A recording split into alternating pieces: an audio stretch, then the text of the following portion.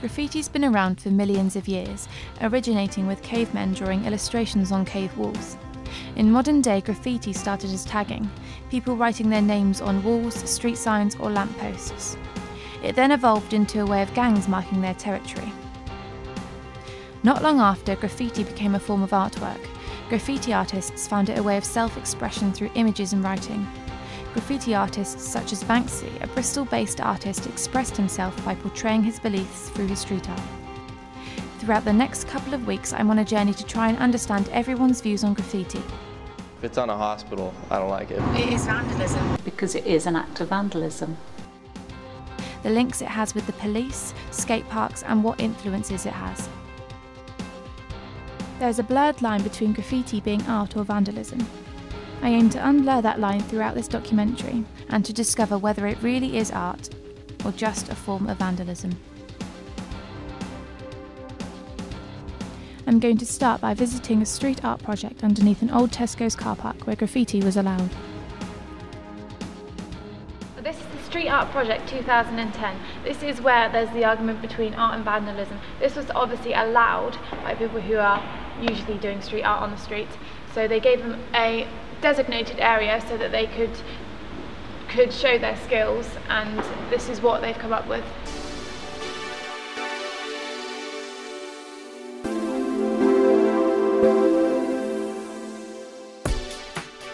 It's a shame that this art has been vandalised by other people spraying over the top of it with vulgar words and obscenities.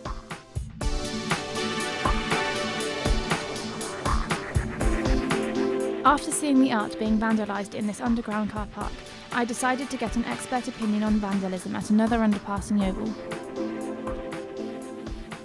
I'm on my way to speak to Pauline Burr, the arts officer of the South Somerset District Council. She was involved in painting over the graffiti in the underpass. I want to ask her why they decided to cover it up and how graffiti affects her job. There's been problems with the underpass for a number of years, and we've thought of different solutions to try and make it look a bit more or a little less intimidating. Yeah. And at one time the idea was to have some kind of artwork in there, and we went through various permutations. So we had a guy that gave us a quote for some hand-painted murals, which was coming in very expensive, and then another artist came up with an idea of a lighting scheme, but there was never quite enough money to do the things that we wanted to do. But in the past I've done some work with a guy called Paris, that's his tag. He works out of Bristol, and he's done a number of projects with us here in South Somerset, in skate parks. And so we got him down and asked him to do just a test piece to see whether it looked good and what the response would be from the public, and also what the cost would be, whether it would be, we can actually afford to do it. So he came down last autumn and did I guess it was kind of 10 feet long piece of work.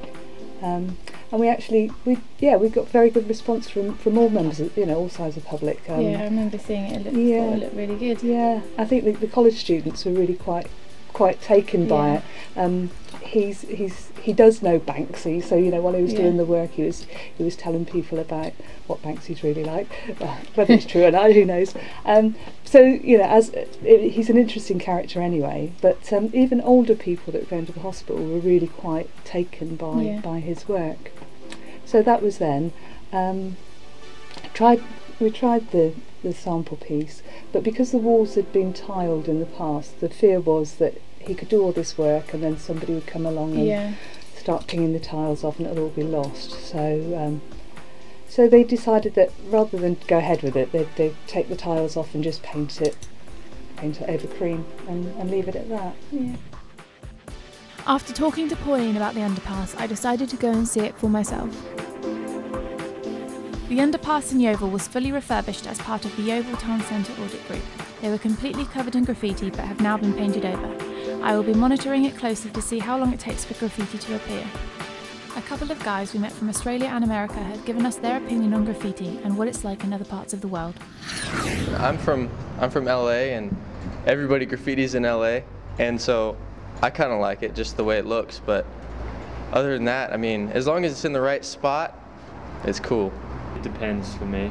I like it when it looks good, but if it's just terrible, then It depends on where it is too, because like if it's on a hospital, I don't like it. If it's on someone's house, I don't like it. But if it's on like a wall, just a random wall, it's pretty cool.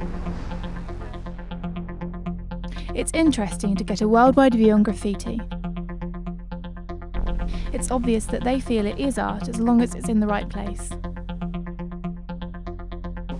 I think graffiti is like someone trying to express themselves, but maybe just not in the right way. When I think about graffiti as a word, I think of art straight away, so I don't think it's like a bad thing. Like graffiti is something that someone does to like what Shane says, express themselves, basically.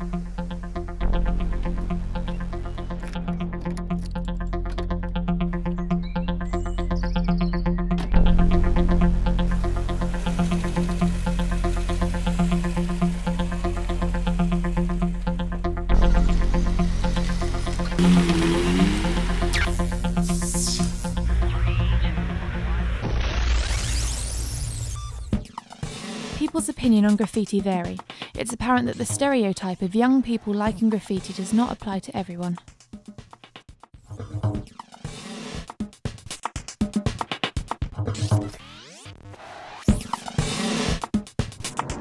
I'm on my way to a school in Somerset because it's been said that some of the children as young as 5 have been doing graffiti on the school property.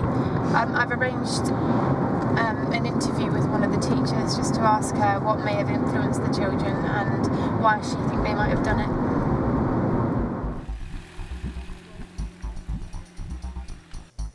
So far, everything I've heard about graffiti has been related to art, so I'm here to find a different view from someone who has seen the negative side of it.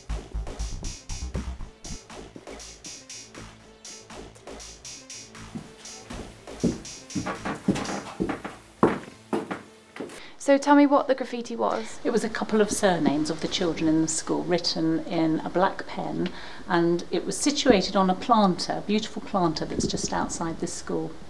So who discovered it and what did you do about it? The incident happened on a Friday, and some of the children discovered it when they were out at play, and they told the teachers. And during assembly, the headmistress explained to the children that she was so upset that this had been done to school property. We have 10 golden rules in our school, and one of the golden rules is do not damage other people's property. And so they broke the golden rule. And you could have heard a pin drop in assembly, because I think most of the children were really shocked that somebody had taken a pen and tried to damage something that's beautiful. So why do you think they did it? I think it was some older pupils who were trying to get some younger pupils into trouble. So did you find out who did it? Well, nobody owned up to it, and in the assembly, we were all the teachers were looking round at the children to look at guilty faces. But on looking at it, one of the teachers looked at the writing and realised that the 2 surnames that were written were of 2 boys, and those 2 boys cannot join up their writing like that.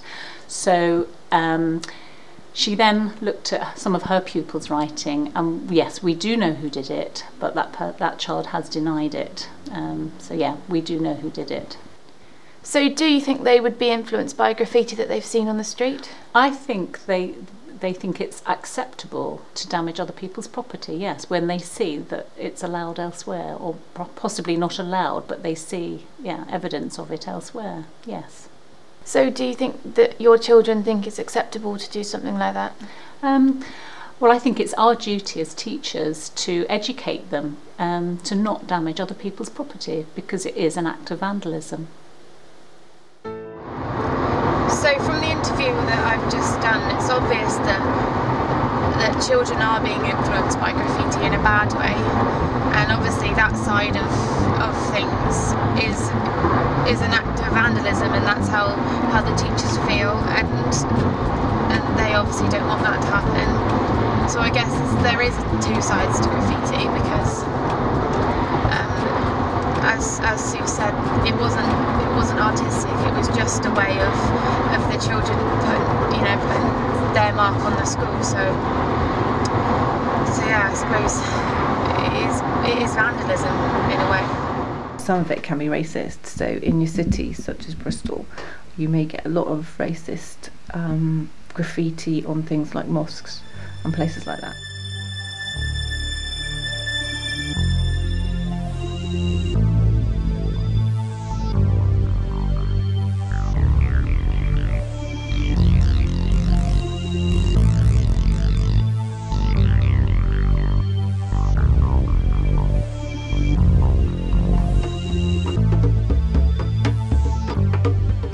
Only a few days after the underpass had been painted over, the first piece of graffiti had appeared.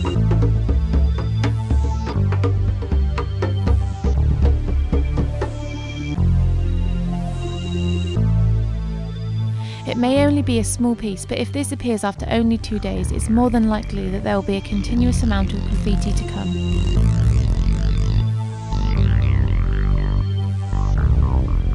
So how does graffiti affect your job?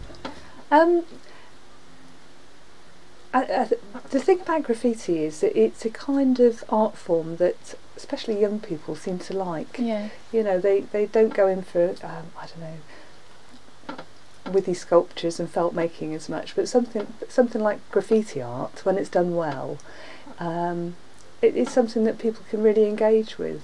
We did a project over in sort of the Abbey Manor area on the skate parks there.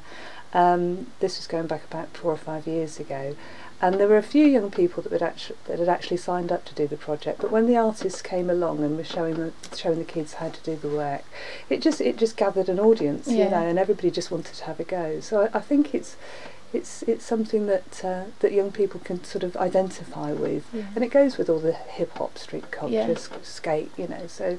I just see it as another art form that's appropriate to that kind of audience, really. But it needs to be done well. Yeah.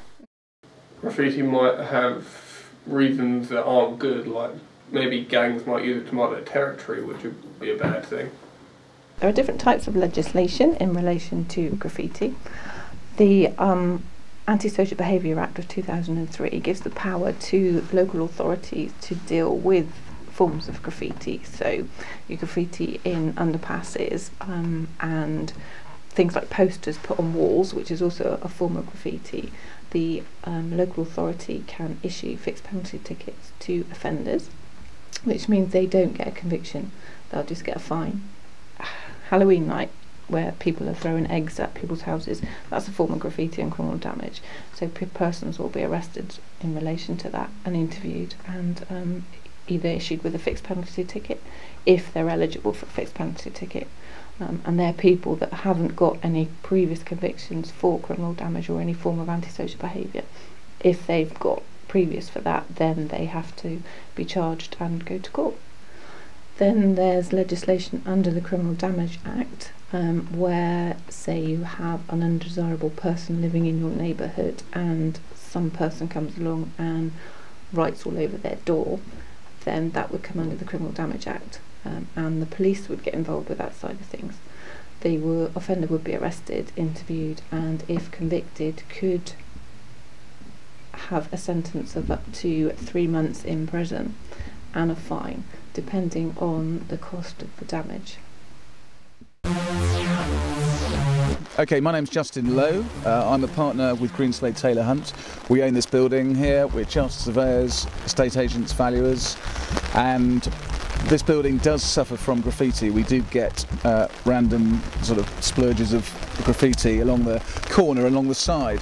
The problem with that is it doesn't really help us professionally, it doesn't suit our image, and as a result we will need to eradicate it, cover it up, paint over it as soon as possible. The cost of it varies. Normally we get somebody in-house to do it, but they have to come down and do it at short notice, because the longer it's up, the worse it looks. So the cost of it can vary, but it's probably going to be a couple of £100 each time he comes down to come down for half a day. So it's a cost we could do without, particularly in these difficult times. Graffiti is not about expressing himself. Graffiti is like a tag. So graffiti can be anywhere. It can be body graffiti art, graffiti on the table, when you're bored at school. Depending on the offender's age, can depend on what actually happens to them. Some police forces have signed up to the legislation in relation to a 14 or between 14 and 16, offenders can be issued a fixed penalty ticket, but that fixed penalty ticket cost would be half of what it would be if you were 16 or over. If you're 16 or over, it would be £80. If you're 16 and under, between 14 and 16, then that fixed penalty ticket would lower to £40. This also means that you don't get a conviction, so it's not recordable. So if you went for a job that asked you to disclose any convictions, this would not be disclosable. Anyone over 16, then depending on the value of the damage and if they've got previous convictions, will depend on whether they're dealt with through the court system or whether they're dealt with through the fixed penalty system.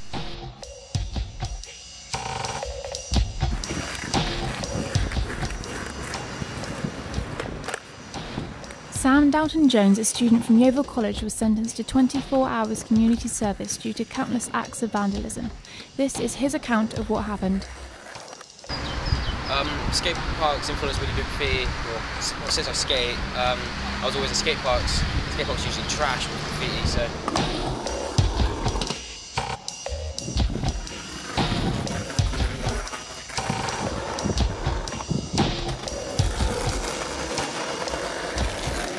At a couple of points, I actually saw people doing it, and well, since graffiti and skate parks are an urban culture, I didn't see anything wrong with it. So I just went out and did it, and that's where my graffiti stuff started.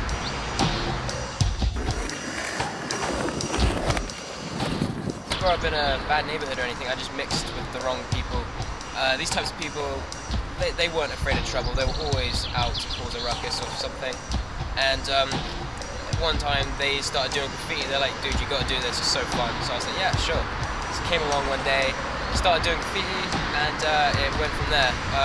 I was inside for hours at a time, just planning different types of tags, different names, different locations to do it.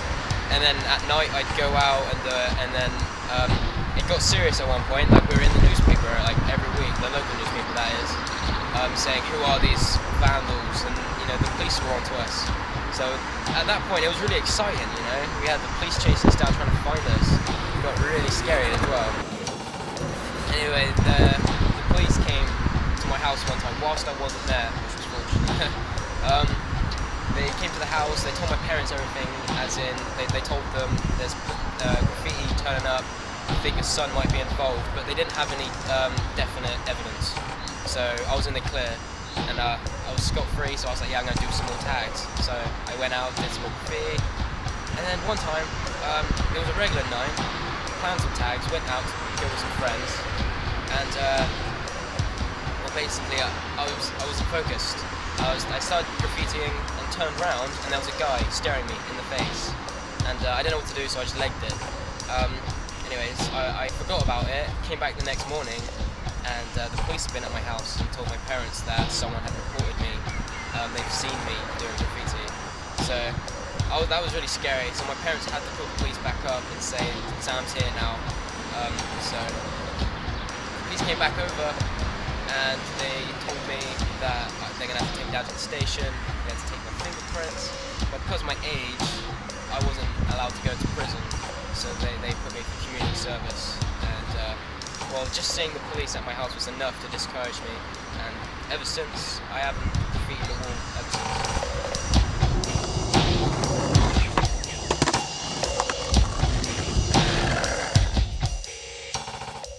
From a police perspective, it depends on the victim, what they perceive it to be, because there's a particular place in where I police where there's graffiti on a wall that it is very artistic, so the victim hasn't reported it because he likes it, so he classes it as art. But in a police perspective, it is actually vandalism. So it depends on the perspective of the person whose property the graffiti is on. So, in your opinion, do you think that graffiti is art or vandalism? Well, I think it depends who's doing it and why they're doing it. There are those that graffiti because for brainless reasons, really. You know, it's just them putting slightly inane opinions forward. But that said, you know, graffiti goes back hundreds and thousands of years, really. And you know, the argument is, you have to destroy to create, so whatever people do, it's their self-expression, which is an art form in its own right. I was expecting, because obviously as Pauline was in charge of getting rid of the graffiti, I was expecting to go there and hear her talking about not liking graffiti and wishing that it wasn't around, but it seems to be the complete opposite. She seems to really like art and be quite passionate about it. So I don't know, I think it's, after everything, it's shown that there's actually a lot more people that prefer it than think it's vandalism. She seems to think that it's artwork. I started off trying to define where to draw the line between art and vandalism. The line is still very blurred after everyone I've spoken to and all the things I've seen. There are a lot of people that like graffiti that I did not expect to. However, graffiti still creates many problems in the community. I started this documentary thinking I'd find a definite answer on whether graffiti is art or vandalism, but it turns out that there is no answer. Depending on who you are and what you believe, graffiti can be whatever you want it to be.